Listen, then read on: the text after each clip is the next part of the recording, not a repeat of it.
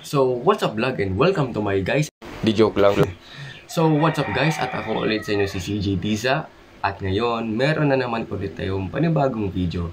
Dahil po sa video na ito ay tuturuan ko kayo kung paano gumawa ng Philippine Air Force Gulfstream G280. Kasi may napansin ako sa sa Little Model Airport, may na-release ulit. I think this December lang po, no? So, ngayon gagawin natin. Okay, kasi may nagawa tayo last year na na last 2021 pala, yung Gulfstream G280. Pero po yun, handmade. Ilalagay ko po yung link sa description, pero lang yun, review lang po, hindi po hindi po model making. So sa video na ito ay gagawin natin pero sa sa ibang paraan, hindi sa handmade. Gawa po sa template ng Little Model Airport. Okay? So bago pa lang yun, please like, share, subscribe at hit mo na ang bell notification para updated ka sa panibago kong mga videos. So simulan na natin ang paggagawa.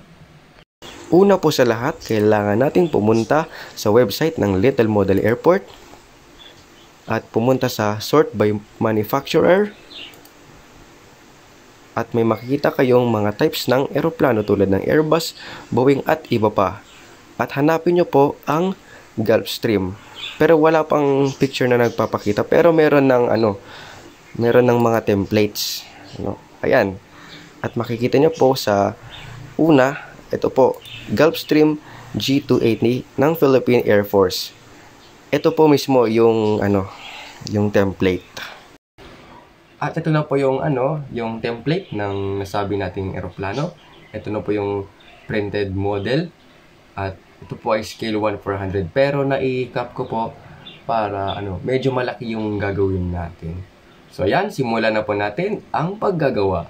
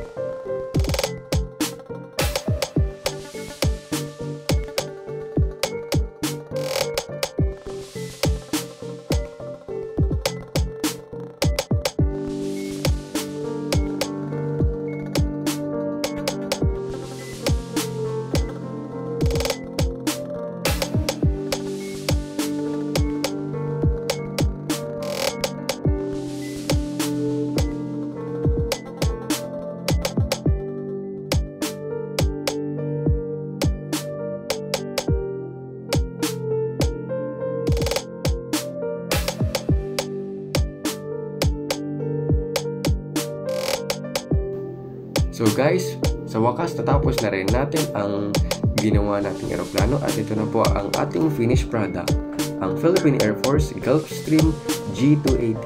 Isa po itong command and control aircraft at isa na rin pong presidential plane. Cute! At dyan lang po nagtatapos ang ating video ngayon. Marami pong salamat at sana magustuhan nyo po ang video na ito. Merry Christmas po at Happy New Year sa inyong lahat. And see you na naman sa susunod na video. Bye-bye at mag-ingat tayong lahat.